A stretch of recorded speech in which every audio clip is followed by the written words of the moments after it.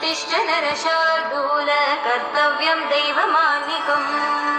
उत्तिष्ठोत्तिष्ठ गोविन्द उत्तिष्ठ गरुडध्वज उत्तिष्ठ कमलाकान्त त्रैलोक्यं मङ्गलं कुरु उत्तिष्ठोत्तिष्ठ गोविन्द उत्तिष्ठ गरुडध्वज उत्तिष्ठ कमलाकान्त त्रैलोक्यं मङ्गलं कुरु मातः समस्त जगदां मधुकैटभारे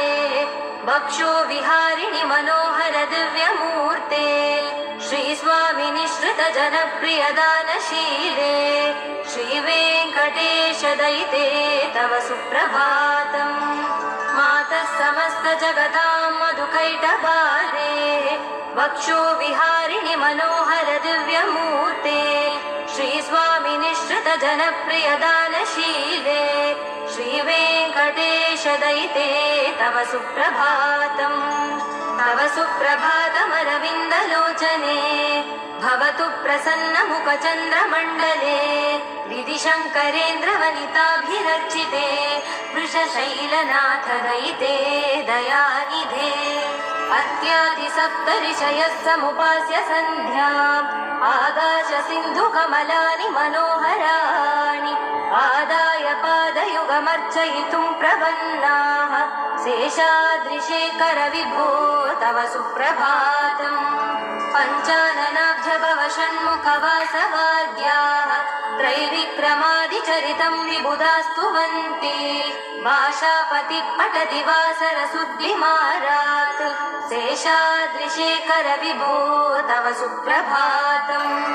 ईषत् प्रफुल्ल सरसीरुहनारिकेल भूगद्रुमादिसु मनोहर पालिकानाम् आवादिमन्दमनिलः सह दिव्यगन्धैः शेषाद्रिशेखर विभो तव सुप्रभातम्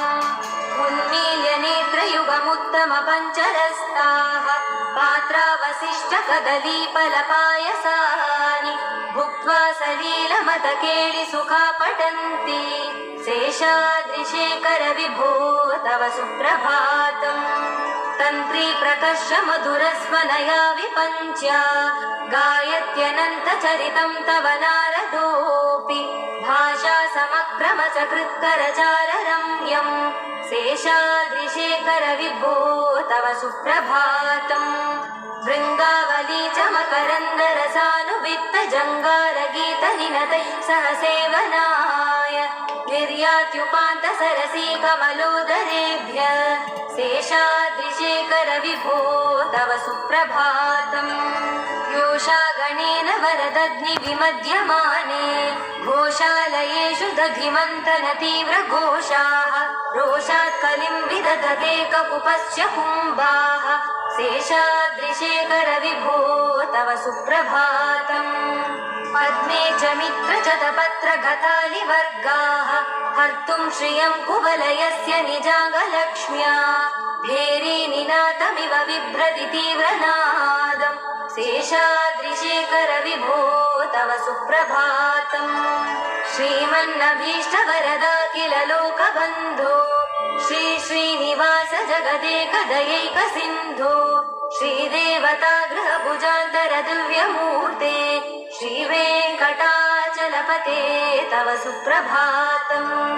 श्रीमन्नभीष्टवरदा किल लोकबन्धो श्री श्रीनिवास जगदेकदयैक सिन्धो श्रीदेवता गृहभुजान्तर दिव्यमूर्ते श्रीवेङ्कटाचलपते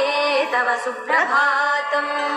श्रीस्वामि पुष्करिणिका प्लव निर्मलाङ्गाः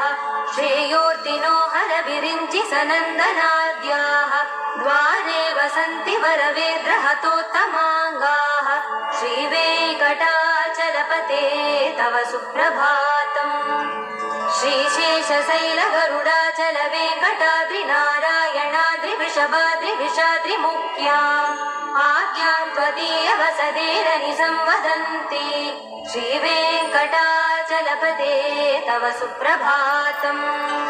सेवा परा शिव सुरेश कृशानुधर्म रक्षोऽम्बुनाथ पवमान धनादिनाथाः बद्धाञ्जलि प्रविलसन्निज शेषदेशाः श्रीवेङ्कटाचलपते वेङ्कटाचलपते तव सुप्रभातम्